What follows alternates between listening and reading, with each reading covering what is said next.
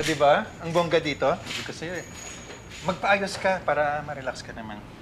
Baka mahal naman dito. Hindi, huwag ka mag-alala. Pinag-ipunan ko to. Namaste. Ano yan, te? Ay, hindi, sir. Yun yung greeting namin dito. Ano kasi tong salon ko eh, maraming customers na Indie Pino. Indie Pino? Yun ang tawag sa aming mga Pinoy na may lahing Indian. Ay, insan ka pala? Ano ka ba? Indian na siya kanina pa. Yan ang kausap natin, no? Ay, ano nga pala pangalan mo, te? Malika. Mali ako? Bakit? Hindi, sir. Yun yung pangalan ko, Malika. Taros naman pala ng namesong mo? Jasmine ang ibig sabihin ng name ko. Ako nga pala yung salon owner at head stylist dito.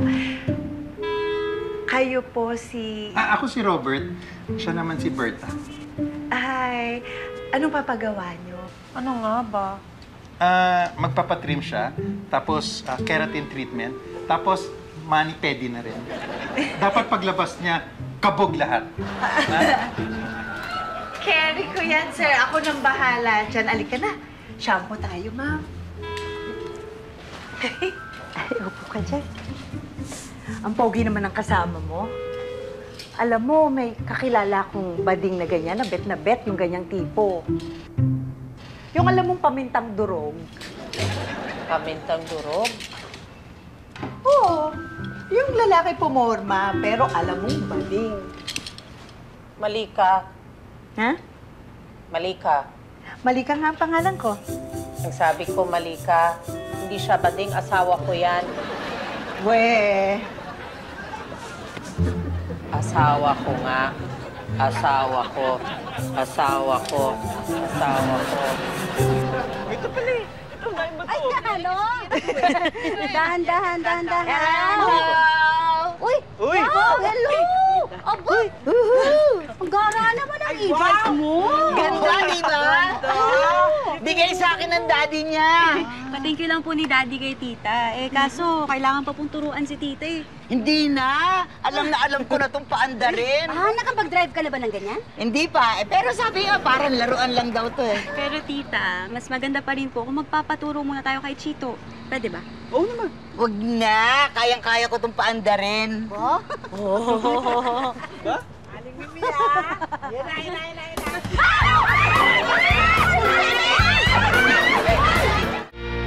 Umamin ka.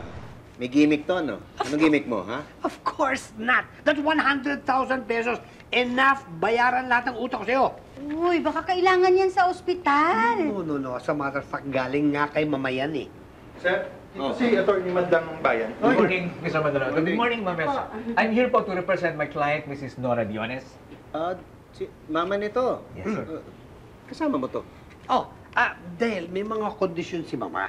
And he's here to oversee those conditions. Yes, sir. My client, Mrs. Diones, requires her son to dispose of 1 million pesos to charity.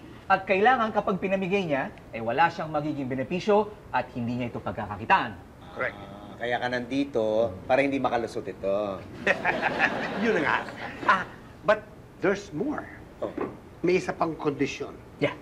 Attorney. My client also requires proof that the beneficiary receives the cash that he has to dispose of within the week.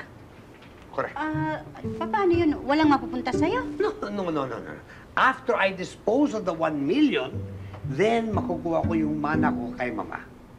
Teka, bakit hindi mo na lang to binigay sa charity? Bakit nagbayad ka pa sa akin? Because I want to hit 2 birds with 1 stone.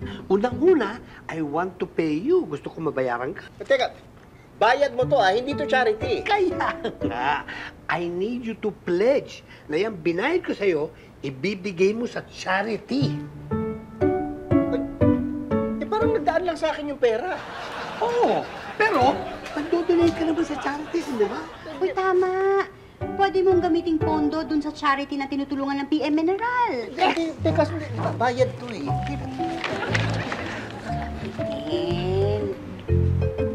Sige na. Bayad na ako. Thank you. Sir, if you will only sign right here.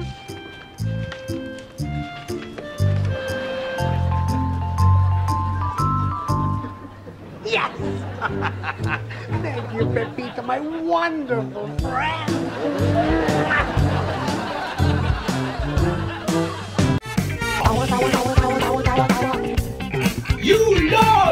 no, no,